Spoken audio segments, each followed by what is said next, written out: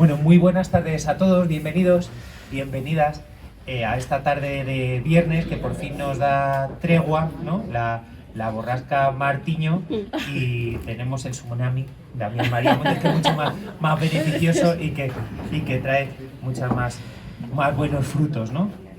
Bueno, lo primero y más importante, después cuando terminemos la presentación, reglas del juego, ¿no? Damián va a estar aquí para poderos saludar a todos y para poder firmar, o sea que no os agobiéis, que no hay prisa, que va a estar y os va a acompañar, ¿no? Vamos a tener un primer momento de diálogo, ¿no? en el que vamos a intercambiar y vamos a conocer un poco pues de dónde nace y hacia dónde nos lleva Solo la fe nos alumbra, y también vamos a tener algún momento en el que podáis intervenir con alguna pregunta concreta, ¿no? Y cuando digo lo de pregunta concreta, sí que es necesario que sean preguntas, ¿no? Que la parte testimonial quizá en otros momentos y en otros foros, ¿no? Lo podemos compartir, pero si tenéis alguna inquietud, que seguro que son mucho mejores y mucho más interesantes que la mía, que las que puedo hacer yo ahora, son bienvenidas, ¿no? Mirad, cuando uno habla, ¿no? de un amigo y de alguien a quien aprecia, ¿no? Pues que además tiene una presencia no solo en el ámbito eclesial, sino mucho más allá, como es en el caso de Damián, corre el riesgo de disociar, ¿no? Y de disociar, por un lado, al influencer del redentorista, ¿no? Es decir, aquel que aparece en los programas de televisión con el nieto de Elisa, la del horno, ¿no? El cantante de La Voz con el sacerdote, ¿no? Separar al tertuliano del maestro y pastoralista, ¿no? Separar al escritor, ¿no? Del rector y de aquel que acompaña a jóvenes en una residencia de Granada, ¿no? Pero no solo desde fuera, ¿no? Uno corre el riesgo de disociar a Damián, ¿no? en distintas personas o en distintos personajes, ¿no? Esta proyección hacia adentro y hacia afuera también corre el riesgo uno de disociarse, ¿no? y de mostrar diferentes caras o mostrar diferentes rostros o vivir diferentes vidas, ¿no? Y yo creo que precisamente eso es lo que no muestra Solo la fe nos alumbra, ¿no? Es decir, uno de los grandes desafíos, ¿no? que tenemos todos como personas, ¿no? y especialmente en el caso de los religiosos y en el caso de alguien que apuesta por vivir su vida desde la consagración y desde una vida comunitaria, es el tener vidas paralelas, ¿no? Y creo que en este libro, en esta obra, Damián nos presenta todo lo contrario, ¿no? Cómo es posible vivir en coherencia, ¿no? y vivir en verdad. Y lo hace no desde una aparente, ¿no? Vida fácil, ¿no? o una santidad de cartón piedra, ¿no? Es decir, maquillada, sino desde las dificultades del día a día, ¿no? Desde lo que supone vivir en comunidad, vivir en pobreza, en castidad y en obediencia, y vivir desde el Evangelio, ¿no? Es decir, si la vida de Jesús de Nazaret no fue ni mucho menos, ¿no? un camino de rosas, tampoco lo es en lo cotidiano, ¿no? de cualquiera de los cristianos, de cualquiera de los católicos, ¿no?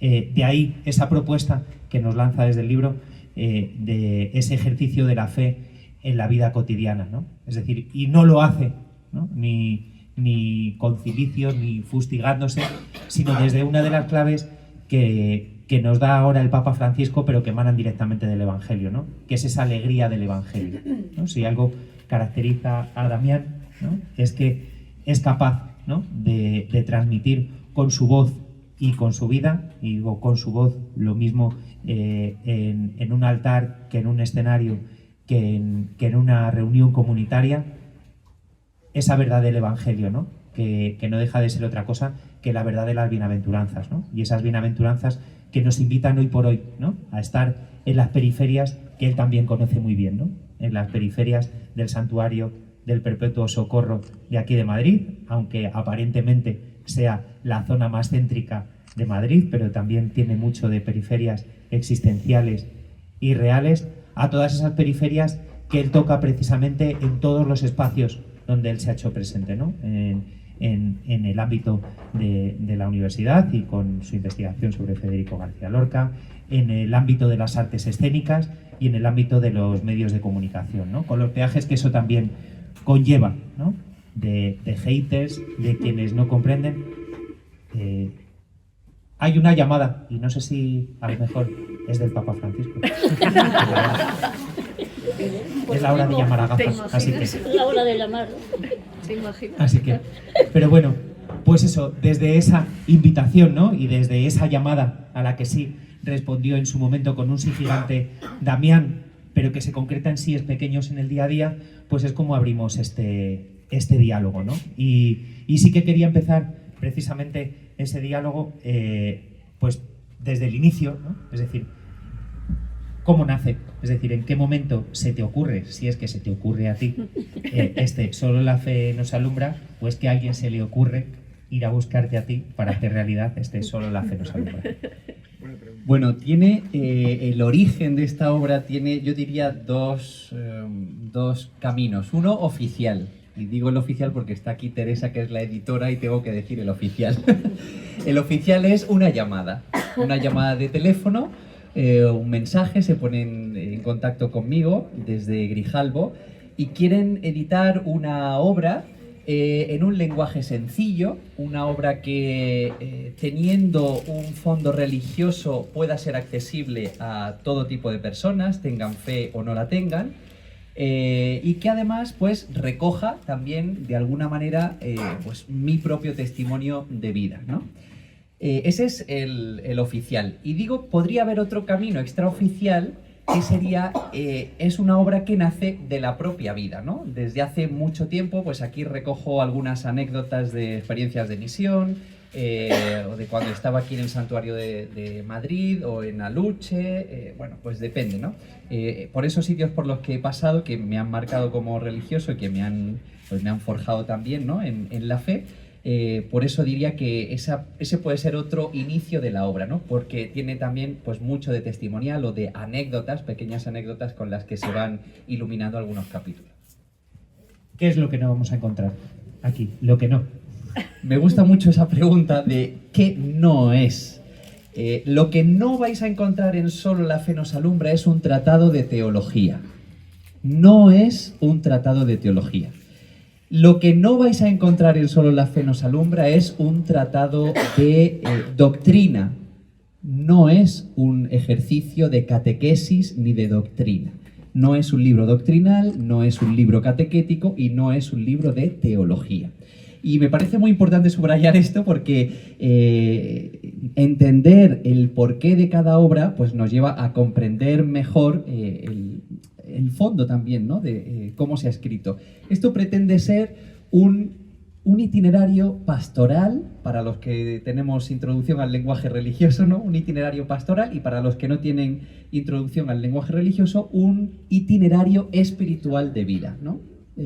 Eso sí lo vamos a encontrar aquí, pero de vida muy aterrizada, se trataría de llevar la fe al gimnasio, que de hecho este título estuvo sobre la mesa, ¿no? Y lo estuvimos dialogando como uno de los posibles títulos y me parece sugerente, ¿no? Llevar la fe al gimnasio.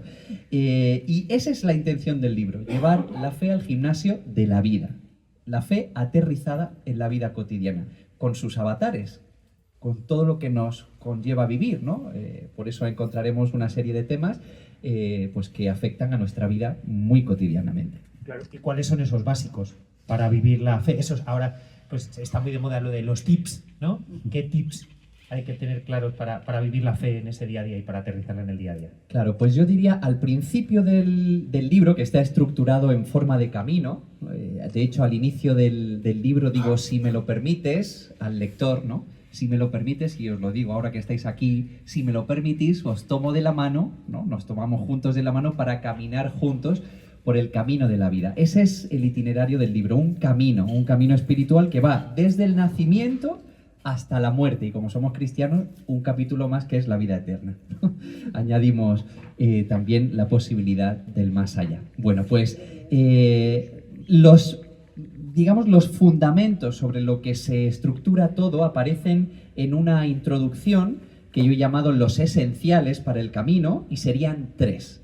El primero es el don de la vida, ¿no? Yo entiendo que si no estamos familiarizados con la vida como un don en clave de agradecimiento, nos va a costar mucho después adentrarnos en el misterio de Dios. Por eso introduzco esta obra con un acercamiento a la vida como un don, ¿no? Ese sería un irrenunciable. El segundo, la dignidad humana. Entender que toda persona tiene una profunda dignidad humana y que la dignidad no está derivada de los actos, no viene derivada pues por lo que hacemos, sino por lo que somos. Todo ser humano, absolutamente todo ser humano, tiene una dignidad absoluta, ¿no? Ese es el segundo fundamento, y el tercero, no podía ser de otra manera, pues el don de la fe. Entonces, vida, dignidad humana y fe serían los tips, los fundamentos, las rocas. Por supuesto, hay una roca más abajo, que sería la de Jesús, ¿no? Que es sobre la que se sostiene toda la obra, pero sí, serían esos 3 fundamentos sobre los que se construye el resto. Vale. Y en ese camino, ¿no? Siguiendo con la imagen del camino, hay veces que se pone cuesta arriba, ¿no? A ti personalmente, ¿cuándo se te ha puesto cuesta arriba, o en qué cuestiones es donde, pues de alguna manera hablando y refiriéndonos hoy a Santa Teresa, que ya hemos visto que su rostro no era ni feo ni legañoso, ¿no? Ya han visto hoy que se nos ha dado a conocer un nuevo retrato de la Santa. ¿Cómo, si has vivido esa noche oscura o esos momentos de cuesta arriba, y cómo se superan? Claro. Evidentemente, en todo camino vital y en todo camino espiritual hay noches oscuras, ¿no? Y esta obra no los margina, sino que cuenta con ellos. En este itinerario cuento con todos los procesos de dificultad que me han sido propios y que entiendo que son propios a todo ser humano, ¿no?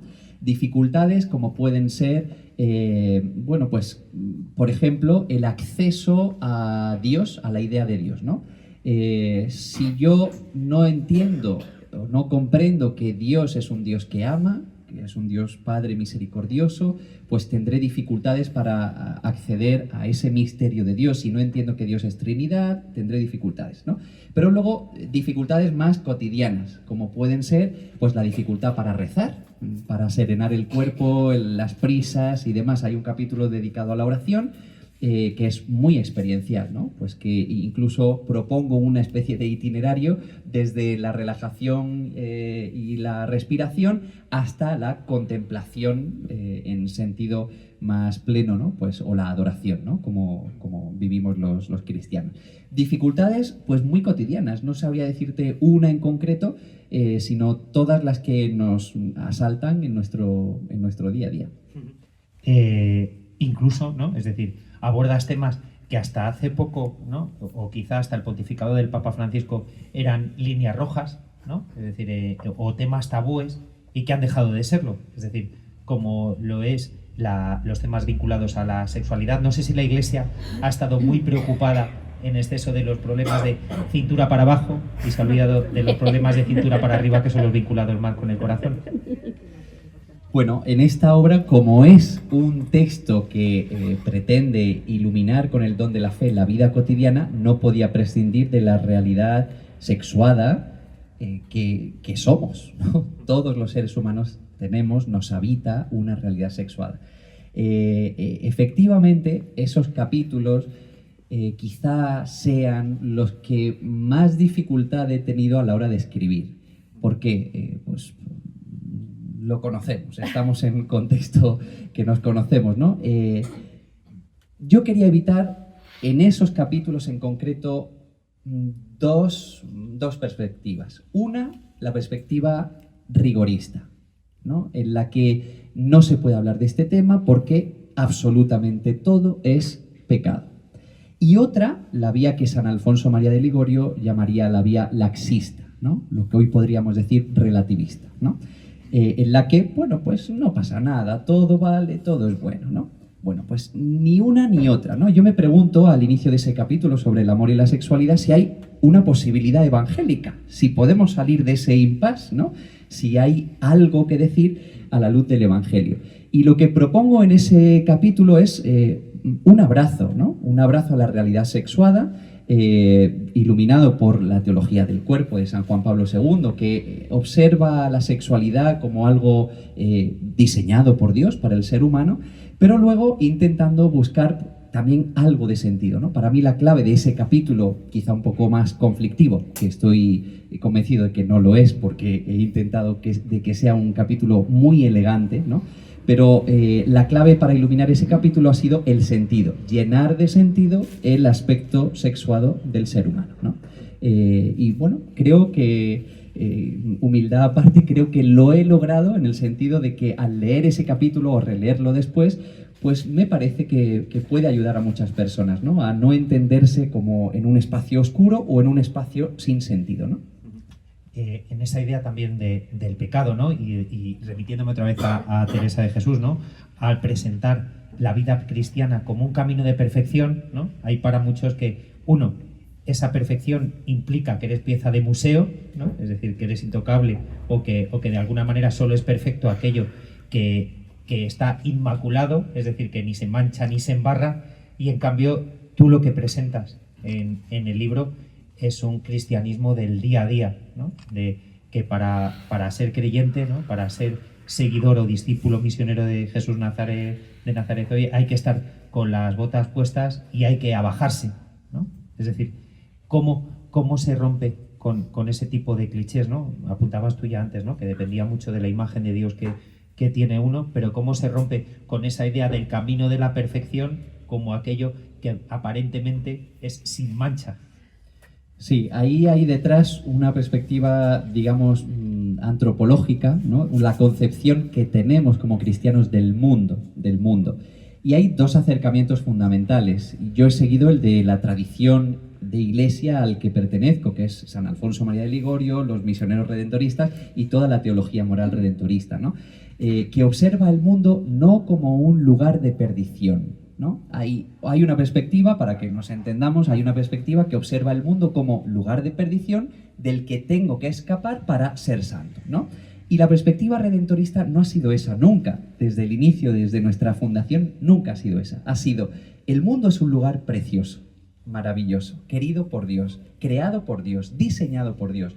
Efectivamente hay limitaciones, efectivamente hay mal, el mal propio de la limitación humana, de la limitación natural, etcétera, ¿no? Y entonces la propuesta es cómo descubrir el don de la fe en medio de ese mundo, ¿no? De ese mundo querido por Dios y que trae sus propias dificultades, ¿no? Es decir, una fe que se encarna en este mundo. No es una fe idealizada, no es una santidad imposible, sino una santidad del día a día, ¿no? Esa santidad de la puerta de al lado a la que apela Francisco, o esa imagen de Dios de Santa Teresa de Jesús, de Dios entre fogones, ¿no? En la cocina, Dios en la cocina. Claro, tú que acompañas a jóvenes, ¿cómo le vendes a un joven que la santidad no es aburrida, que la santidad no es un rollo y que es mejor? Yo no he tenido, lo confieso, no he tenido grandes estrategias cuando he acompañado a jóvenes aquí en el Perpetuo Socorro, en Aluche, en Granada o donde haya estado, en Italia. No he tenido estrategias, ¿no? Mi única estrategia ha sido estar, que entiendan que el lugar en el que residimos es un lugar abierto, que tengan la capacidad de entrar, de salir, de sentir ese espacio como propio, de tener incluso sus propias llaves, ¿no? Para mí esa ha sido la única estrategia, ¿no? Sentir o que perciban que la iglesia es un lugar abierto, que les pertenece, que es suyo, y mi única tarea era pues estar, ¿no? No era otra. De verdad que no ha habido nunca grandes estrategias o un proyecto detrás. ¿Y ha habido estrategia a la hora de resituarte o en el hecho de que fueras atractivo para los medios de comunicación? Bueno, vamos a ver, cuando nos acercamos al mundo de la comunicación, pues hay que entender cómo funciona ese mundo, ¿no? Es un mundo complejo que tiene sus propios intereses, ¿no? Y yo lo descubrí pues cuando ya estuve en 2016 en Telecinco en La Voz, o antes cuando era adolescente y ya participaba en algunos programas, ¿no? Con mis hermanas o con mi abuela, etc. Es decir, es un mundo que hay que conocer para saber dónde entras, ¿no? Ellos tienen sus intereses y siempre lo he dicho, y yo tengo los míos. yo tengo los míos. Yo nunca he dejado de ser yo por estar en Telecinco, en La Voz o donde sea, o en Antena 3 hasta septiembre, ¿no? Nunca he dejado de ser yo. Y creo que eso no siempre se entiende, y ahí hay espacios de fricción, pero al mismo tiempo creo que se convierten en espacios de testimonio que valen oro en el siglo XXI. Claro, desde ahí tú sí que has sido capaz, es decir, en muchos de los foros eclesiales en los que estamos presentes, ¿no? Siempre hablamos de esa desconexión que hay hoy o que en estos últimos años ha existido entre iglesia y sociedad, entre iglesia y medios de comunicación, entre iglesia y la gente que está a pie de calle. Sin embargo, tú sí que has ejercido de puente, ¿no? en estos foros, y no como una voz histriónica, sea en Antena 3, sea en Telecinco. ¿Me vas a decir que no hay secreto ni receta? ¿O sí? No, no hay secreto ni receta. El único secreto, si se quiere, es ser transparentes, manifestar tu propia realidad, ir como tú eres en la vida cotidiana y presentarte así también en esos espacios de fricción, ¿no? Yo siempre pienso que en esos lugares me siento muy cómodo. No sé por qué, no sé si es un tema vocacional, no lo sé, pero yo ahí me siento muy cómodo. No es que no me sienta cómodo en espacios eclesiales, pero los espacios eclesiales sé que están ahí, sé que los tengo, sé que son mi casa, pero en los otros es donde me siento profundamente realizado, ¿no? Quizá por la vocación misionera redentorista a la que me debo, ¿no? Yo no he sido llamado a ser un cura de parroquia, ¿no? Aunque en algún momento me toca o me haya tocado. Yo he entregado mi vida para hacer misión, es decir, para salir a espacios donde a priori no se prevé que esté la Iglesia presente. Y ahí todavía es más difícil, ¿no? Hasta ahora me refería más a la pantalla grande, ¿no? Es decir, a la de la televisión, pero quizá esta pantalla es todavía más compleja, ¿no? Y ahí es donde sí que te la has jugado en redes sociales muchas veces, ¿no? Con una legión de haters, ¿no? Que es menor que la de los seguidores, pero quizás sí es más ruidosa, ¿no? No sé hasta qué punto eso sí que te ha llegado a condicionar, por un lado, y si te ha llegado a minar la moral, ¿no? Es decir, y te ha cuestionado muchas veces de mejor no me callo, mejor me bajo y mejor dejo todo esto. No puedo negar que en algún momento sí ha sucedido eso, ¿no? Me ha llenado una especie de tristeza, sobre todo la tristeza de comprobar que ese hate, que se utiliza, ¿no? Esa palabra, venía de espacios muy cercanos, ¿no? Esa era la mayor tristeza. El lugar que debería ser de profunda misericordia se convertía de repente en lugar de profunda condena, ¿no? Y además, bueno, pues qué voy a decir, detrás de una pantalla cada uno de manera anónima puede escribir barbaridades, ¿no? Hay un capítulo dedicado a la tecnología, que es la lección 8, y ahí lo que apelo es que al final lo que sucede a través de las pantallas no deja de ser un espacio de evangelización, pero no podemos vivir por ello, ¿no? Y a mí ese aspecto sí me ha educado, ¿no? Y me ha enseñado a decir, por aquí mejor más despacio, ¿no? Por este lugar o por este terreno digital más tranquilo, ¿no? Y muy ligado a esa reflexión de lo digital, ¿no? Y a esa presencia de los haters está el problema de la ideologización, que también abordas en el libro, ¿no? El Papa Francisco dice que el problema que tiene la Iglesia no es de izquierdas y derechas, sino de enamorados y de no enamorados, ¿no? No sé si lo compartes. Sí, lo comparto plenamente, efectivamente. Ese capítulo os diría que es uno de los capítulos que más me ha gustado escribir. Quería poner en palabras lo que está reflejado en ese capítulo 12.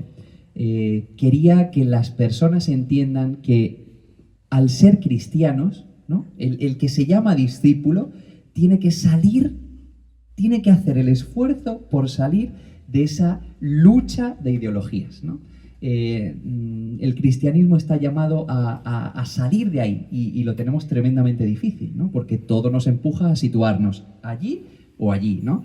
Mientras que el cristianismo nos dice, cuidado, que el otro, todo otro, el que está enfrente con ideas opuestas a las tuyas, sigue siendo hijo amado de Dios, tu hermano, y por tanto intenta, en la medida de lo posible, salir de tu lógica para comprender, no te digo abrazar, pero sí comprender lo que sucede en la otra parte del camino, ¿no?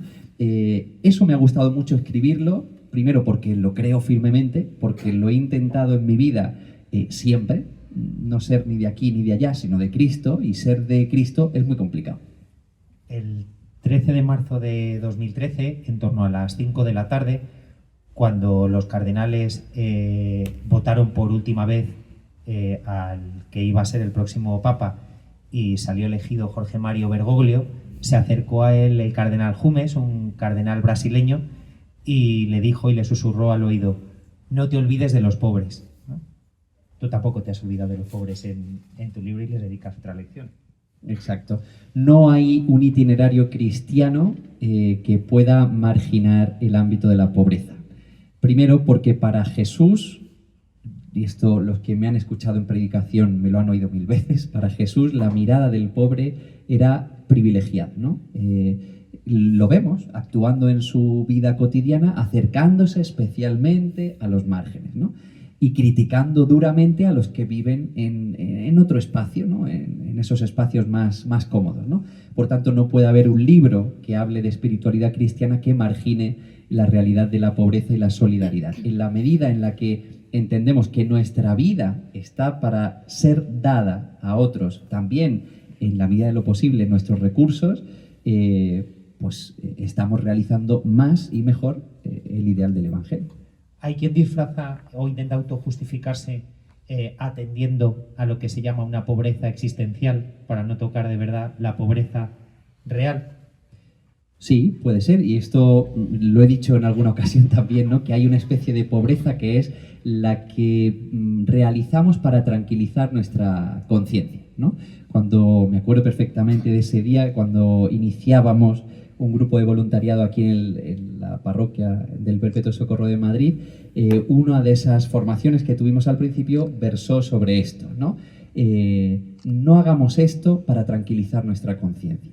Nosotros hacemos esto por puro amor, no para que el otro nos diga qué bueno eres, qué maravilloso, que has salido, que por las tardes tienes tiempo y vas a visitar a la gente, ¿no? De alguna manera, detrás de nuestro servicio, para que sea real, tiene que estar esa propuesta de Jesús, que tu mano izquierda, creo que es, ¿no? Pues no sepa lo que hace tu mano derecha. Propones un itinerario de vida cristiana y de vida creyente, de vida acorde con el Evangelio, apto para cualquiera, ¿no? Es decir, que no se reserva derecho ni de admisión ni haces casting, pero lo cierto es que lo haces desde una mirada muy concreta, es decir, desde tu propia consagración, que eres misionero redentorista y que eso exige un plus en lo cotidiano, ni mayor ni menor que la de alguien que apuesta por el matrimonio, ¿no? o por otra vocación consagrada, ¿no? Pero sí de una manera muy específica. No sé si eso que requiere, ¿no? y esos mínimos que son máximos también que requiere la vida consagrada como misionero redentorista te han supuesto también para ti un ahogo o una asfixia en un momento determinado, ¿no? La vida comunitaria, el vivir el celibato.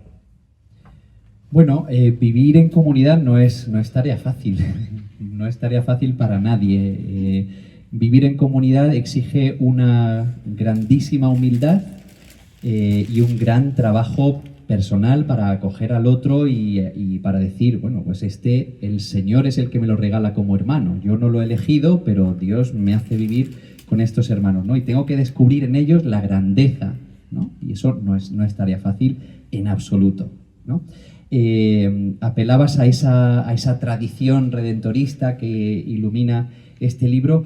Este libro es un libro en profunda comunión con la Iglesia y así se ha escrito cada palabra, ¿no? En profunda comunión con el magisterio de la Iglesia católica, pero al mismo tiempo con una mano tendida a esa profunda misericordia que San Alfonso llamaba benignidad pastoral, ¿no? Es decir, por eso no es un libro de teología ni de doctrina, ¿no? Es un libro que pretende acercar el Evangelio a la realidad pastoral de las personas. Y decía San Alfonso, cuando hablamos de pastoral, en algún momento determinado será necesario que ajustemos quizá un poco los estándares o las exigencias que tenemos como iglesia, ¿no? Eso se llama benignidad pastoral, de alguna manera actualización, ¿no?, de la norma a la persona, lo que el Señor llamó la persona está por encima del sábado, ¿no?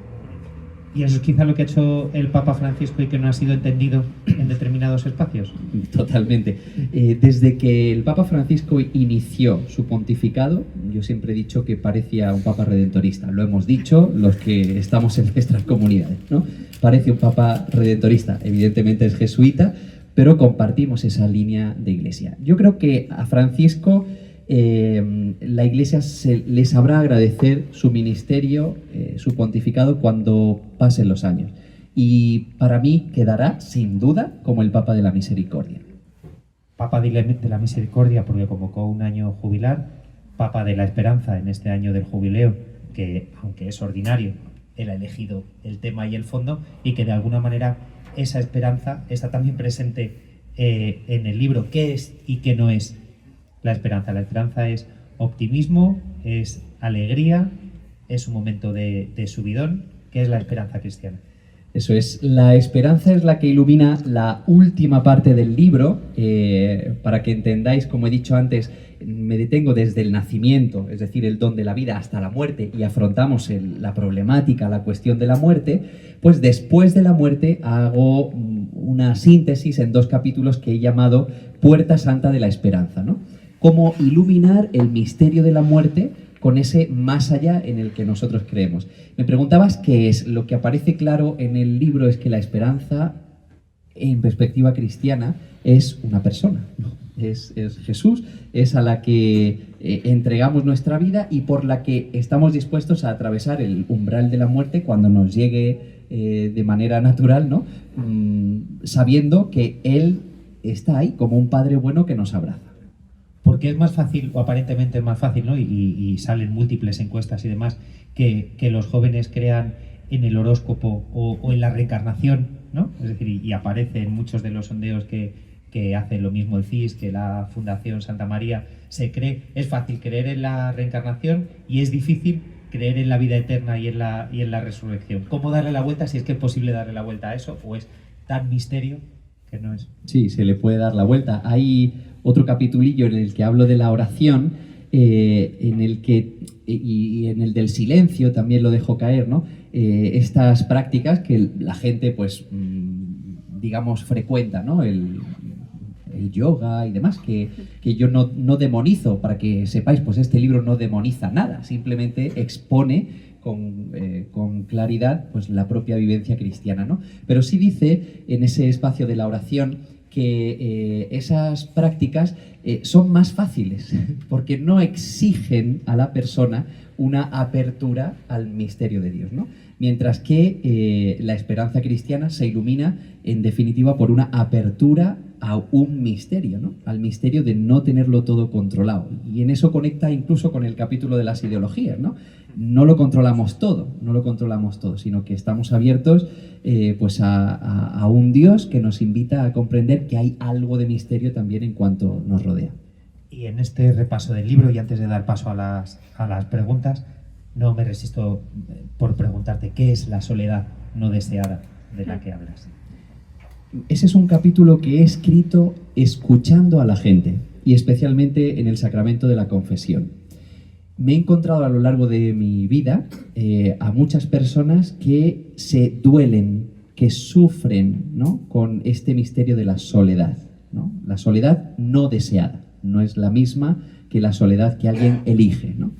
Lo que trato de iluminar ahí es que la persona vale más siempre, y su dignidad es infinitamente más grande que la compañía que busque o tenga, ¿no? Entonces, hay personas que entran en espacios de bucle, de depresión, espacios muy complejos, muy difíciles, porque esperan que el otro les complemente, les defina, ¿no?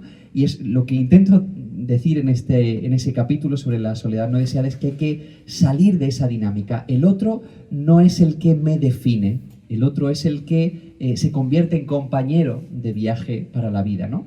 Si es que la vida me regala esa posibilidad, ¿no? Pero si no, no debo pensar que soy menos por no vivir en pareja o por no encontrar pues el amor, ¿no? Que es lo que afronta ese capítulo. Y desde ahí, como compañeros de viaje, como decías también, os invito a que lancéis alguna de vuestras preguntas y aprovechéis que está Damián y el compartir, bien desde que alguno que ya haya echado un vistazo al libro o no, o que surgen ahora dudas. No sé si hay un micro de mano por ahí o si no, levanta la voz y se oye perfectamente. A ver, de lo que he entendido hay una clave que atraviesa todo el libro, que es iluminar toda la vida desde el Evangelio. Y hay un capítulo que he dicho que lo dedicas a la dimensión del amor y la sexualidad. Y digo, ¿qué pasajes del Nuevo Testamento, del Evangelio, no vamos a ir al Antiguo, que nos traería problemas para este tema de los sentimientos, la dimensión de la sexualidad en la persona? ¿Qué pasajes del Nuevo Testamento te vienen así a la memoria que realmente iluminen esta dimensión de los sentimientos, del amor, de las pasiones?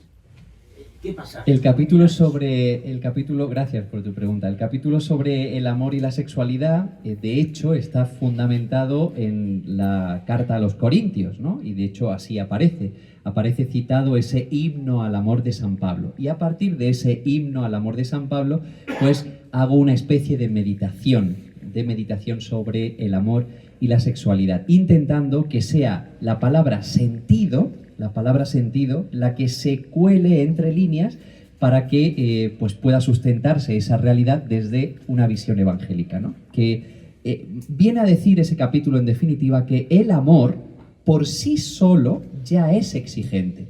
No lo carguemos de fardos pesados, como diría el Señor, ¿no? El amor, si lo tomamos en serio, ya es exigente, ¿no? Lo difícil es tomar en serio el amor. Es agape, no eros. Es agape. Yo decía el eros. Las pasiones, Sí. Hablas de las pasiones. También en ese capítulo afronto ese tema, sobre todo en la distinción entre el placer, la acogida del cuerpo y demás, ¿no? La propuesta que yo hago ahí es la de no demonizar el placer y no demonizar el cuerpo, sino abrazar el placer y darle un sentido en función de la propia vocación y abrazar el cuerpo como espacio querido y de comunión con las personas, ¿no? Bueno, a partir de ahí no voy a revelar todo, pero creo que es un capítulo interesante, sí. ¿Alguna pregunta más? Por ahí al fondo. Perdón, sobre este capítulo, sin duda no es el más importante. Yo quería prevenir que las personas cuando compren el libro se vayan directos al capítulo 15, ¿no? Que es este. Si no han leído lo de antes, el corazón no estará esponjado para entender ese capítulo, ¿no? Ese capítulo del amor y la sexualidad solo tiene sentido a la luz del camino, del itinerario que he presentado antes. Perdón.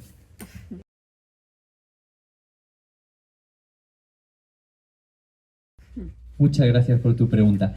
Este libro, primero, aporta mucho a las personas que no tienen fe si quieren conocer cómo es la dinámica de fe cristiana, ¿vale? Por eso este libro está abierto a personas que no tienen fe. Si hay algún interesado por pura cultura, digamos así, que quiere saber cómo funciona la fe cristiana en la vida cotidiana, este libro le interesa, porque está especialmente pensado para ese público. Y para la gente que ya estamos iniciados, que somos cristianos, católicos de toda la vida, este libro supone, en palabras redentoristas, una misión.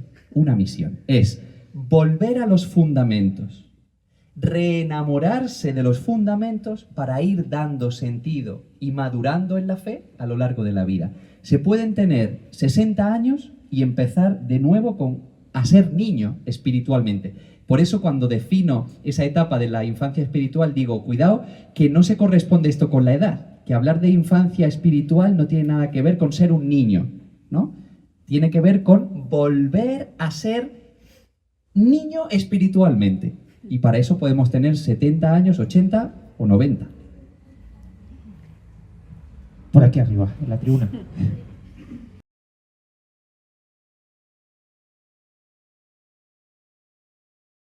Pues por puro interés, por el ámbito de la fe. Hoy día los que estamos metidos en redes sociales estamos ciertamente sorprendidos porque hay mucho interés con el tema de la fe. No te digo de la fe cristiana, católica, ¿no? Pero sí por el ámbito espiritual, por el más allá, por estas preguntas, ¿no? A ver, la razón de ser, de estar, o de mi presencia en TikTok, era que la gente se interesaba por preguntar cosas de fe, ¿no? Eso mismo puede suceder en medio de nuestro mundo a gente no creyente, que le interesan estos temas, ¿no? Y quieren saber qué dice, cómo vive una persona frente al dinero, cómo vive un creyente el tema de la vocación, ¿no? O cómo vive un creyente el problema del mal, ¿no? Bueno, pues ante esas respuestas, si quiero por puro interés conocer qué dice una vida creyente, pues creo que este libro le puede interesar. Que hay interés, que está teniendo aceptación entre los Sí, no creyentes. sí, hay personas que no tienen fe, de hecho, entre algunas que he compartido por redes sociales no tienen fe, de hecho, y bueno, han accedido a este libro porque les parece interesante conocer esta dinámica, ¿no? Y quién sabe si a partir de esa lectura pues se generan preguntas, ¿no?, en el corazón de esa gente. Y mójate, porque lo has sacado. El tema del mal, es decir, que es como la pregunta recurrente en redes sociales y en una conversación cotidiana, ¿no? Es decir, vale, muy bien, pues nuestro Dios es misericordioso y atiende, pero la pregunta que surge siempre es ¿cómo responder a eso de sí, pero permite que estén muriendo miles de niños todos los días en Siria? Exacto, ese capítulo de hecho inicia con esa pregunta, ¿no? Si Dios es bueno, ¿por qué permite la muerte de los inocentes? Y es una pregunta que me han hecho desde que soy, yo diría, postulante, ¿no? Ni religioso siquiera, ¿no? Es una de las preguntas tópico cuando vamos a visitar institutos, colegios o hablamos con los chavales, es esa, ¿no? Lo que trato de decir en ese capítulo es lo que descubrí en un encuentro que tuvo el Papa Francisco con víctimas de una catástrofe, y hay un niño que le pregunta al Papa, Santo Padre, ¿por qué murió mi padre? ¿No? No sé exactamente la frase que dijo, pero era eso, ¿no? ¿Por qué murió mi papá? ¿No? ¿Por qué murió mi padre? Y el Papa Francisco comienza diciendo, hijo, no lo sé. Esto es un misterio. Es un misterio. En ese capítulo se habla del mal como un misterio que no podemos resolver, ante el que no tenemos todas las respuestas, pero sí hay algunas pistas de luz, y es que nuestro Dios no es un Dios del mal. Si no es un Dios del mal, entonces tenemos que hacer una meditación, un estudio teológico para acercarnos al mal desde una perspectiva que no sea Dios. Es decir, Dios, que no quiere el mal, a pesar del mal, saca todo el bien posible, ¿no?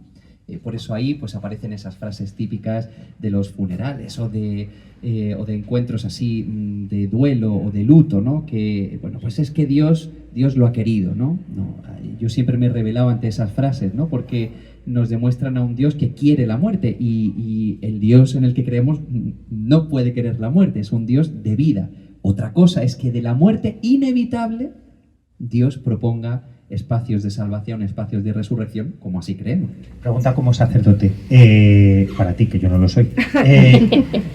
¿Se la juega la Iglesia en los funerales? Es decir, en el momento de la muerte, para que alguien deje completamente la fe, o todo lo contrario, ¿no? Que es en un momento donde uno se hace muchas preguntas y donde está corazón abierto, donde una buena homilía o donde un buen acompañamiento, ¿no? en ese momento del tanatorio o de la despedida puede volver a ser la chispa para ese reencuentro con Dios. Sí, no diría que se lo juega todo, pero sí se juega una gran parte yo diría en los funerales, diría en las bodas, diría también en el sacramento de la confesión, diría en las primeras comuniones, esos encuentros en los que viene gente a la iglesia porque acompaña a su ser querido, ¿no? Pero no tiene experiencia de fe. Ahí la iglesia se la juega, ¿no? Se la juega sin duda. La experiencia que tienen de iglesia esas personas que te han llegado gratis, porque vienen por puro amor hacia la otra persona, bien sea un niño que va a hacer la comunión o un familiar que ha fallecido o dos personas que se casan de su familia, en esos espacios o te las ingenias en el buen sentido de la palabra para darles un abrazo como iglesia, o te juegas que digan, pues hasta luego, ¿no? Adiós, si esta es la experiencia de iglesia, si esto es lo que me vais a decir sobre la muerte, que ahonda más en el dolor, si esto es lo que me vas a decir en el perdón, al recibir el sacramento de la reconciliación, que ahonda más en la herida, o esto es lo que me vas a decir, esta regañina es la que me vas a dar en una primera comunión, pues mejor no voy, ¿no? Hasta luego. Abiertos, no eche que le echéis regañina a Damián, sino alguna otra pregunta. Que si no sigo preguntando yo, que tengo ahí. Pues la...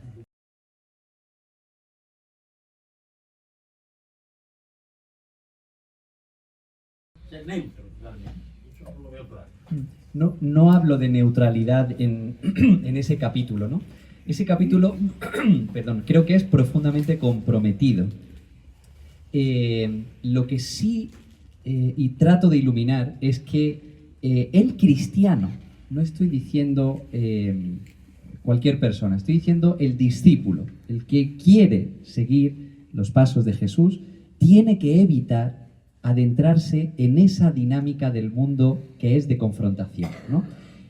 Cuando hablamos de ideología en ese capítulo, no me refiero a la ideología en ese concepto sano de ideología, que efectivamente el propio cristianismo no deja de ser también una ideología bien entendida, ¿no?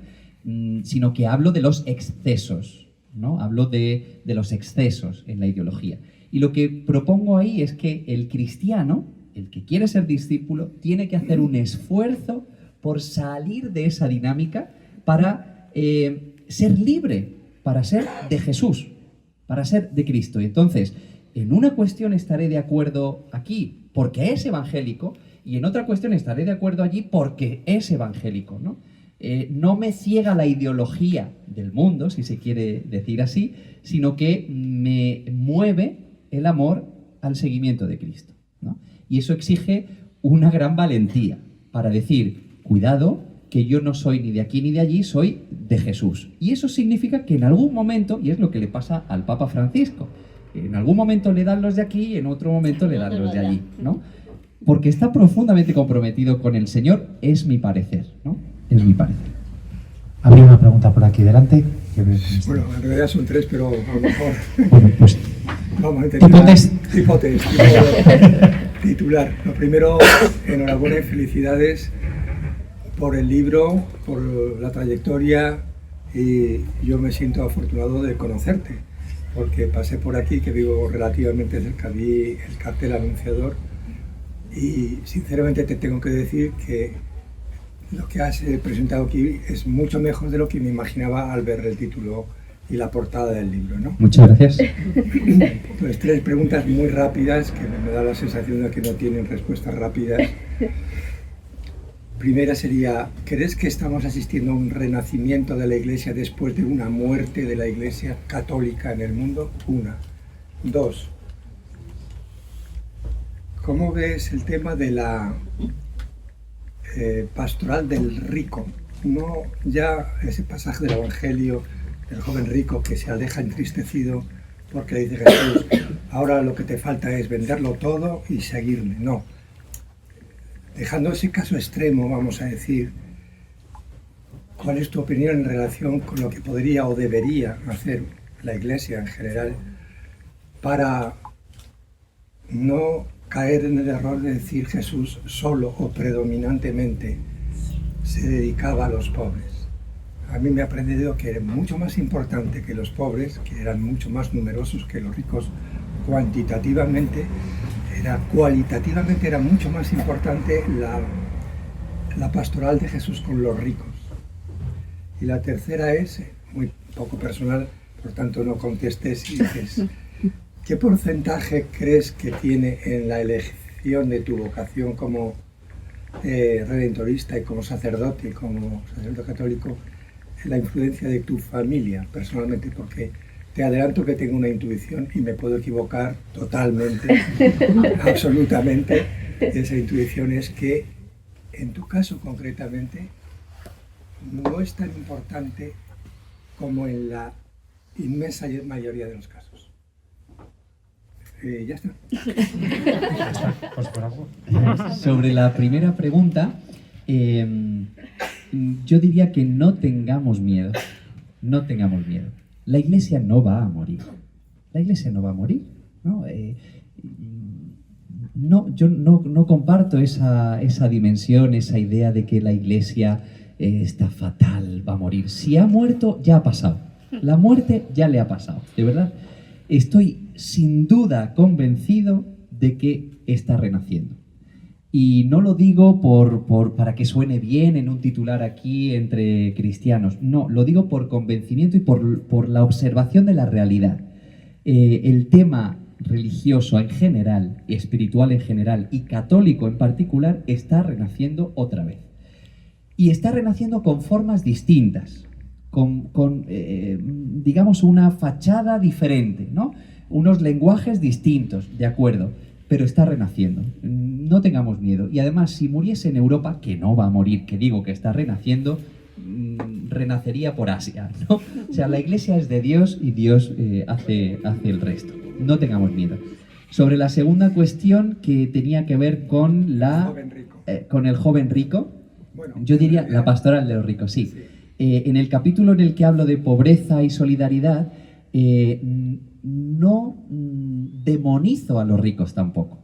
Es decir, lo he dicho antes, este libro no demoniza a nadie. Es un abrazo. El otro día en la presentación que tuvimos de este libro en Granada, me gustó mucho, alguien dijo, este libro es un abrazo, es un abrazo. Pues este libro es un abrazo también para los ricos, ¿no? Es un abrazo también para los ricos. La propuesta de Jesús no es demonizar a los ricos, es decirle a los ricos dónde tienen puesto su corazón. ¿Dónde tienen puesto su corazón, ¿no? Los ricos pueden tener dinero por habérselo ganado con el sudor de su frente, ¿no? Y eso es precioso y lícito. Pero sí les hace una pregunta. ¿Dónde tenéis puesto el corazón? ¿Lo tenéis puesto en la riqueza? Entonces, cuidado. Cuidado, ¿no? Que vuestro corazón esté al servicio del otro. Y si eres rico, felicidades, que para eso has trabajado, ¿no? Que para eso has ganado. Pero no te olvides del otro, ¿no? Un corazón generoso. Y sobre la última cuestión familiar, pues siempre he dicho que la fe en mi familia estuvo presente, pero no es una familia especialmente religiosa ni especialmente practicante. Somos andaluces y eso pues conlleva que la fe está en la vida cotidiana, en procesiones, en oraciones, pero es verdad que no éramos una familia de misa de domingo y sin embargo, pues les ha salido un hijo cura. Y no solo cura, sino misioneros redentoristas. Entonces acertó mi intuición. Amén.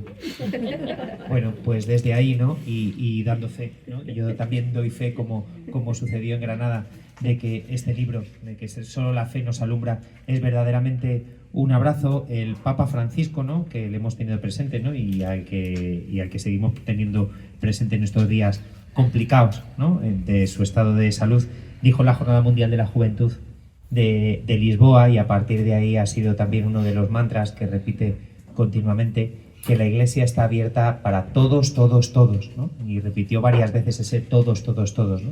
Damián se empeña, ¿no? en su día a día también en que todos los que se acercan, ¿no? a cualquiera de los espacios donde él se mueve, pues vean una iglesia que es de todos, todos, todos. Y este libro termina así, de esta manera, ¿no? Es decir, Dios nos invita a todos al banquete de su reino, ¿no? Y a ese banquete de su reino al que estamos invitados todos, todos, todos. Así que ese es el encargo que yo les hago a todos ustedes, a todos vosotros. Primero, que anuncien ese evangelio a todos, todos, todos, y que hagan llegar este libro también a todos, todos, todos, que lo agradecerá Damián y sobre todo la editora. Así que con esto pues yo creo que, salvo que Damián quiera decir alguna palabra. Aprovechar para agradecer realmente pues a Teresa, que me ha acompañado muy bien. Cuando yo tenía algunas dudas de edición, a ver, estamos hablando, no es porque está aquí, pero estamos hablando de una grandísima editorial. Cuando yo le planteaba algunas dudas de edición, pues ella me las ha ido resolviendo. Incluso os diré que ella me ha servido como interlocutora. En algún momento le dije, oye, Teresa, ¿qué opinas al leer esto? ¿No? Y ella me daba su opinión. Y para mí eso era fundamental, y algunas opiniones muy sinceras, y en algunos casos, pues Damián, esto no lo termino de entender, ¿no? y yo pues le daba una vuelta para intentar que se entendiese mejor. Así que te agradezco enormemente tu acompañamiento, a ti, a la editorial y a Penguin Random House, y por supuesto pues a esta casa de Paulinas, que siempre es casa y es también abrazo, ¿no? Esta librería aquí en Madrid supone abrazo para muchas personas. Así que muchas gracias. Pues desde ese agradecimiento al que yo también me uno, ¿no? A la editorial y sobre todo a las Paulinas, pues les invito a que se pongan ya a la cola para firmar el libro de Damián, y a que compren para todos. Muy buenas tardes.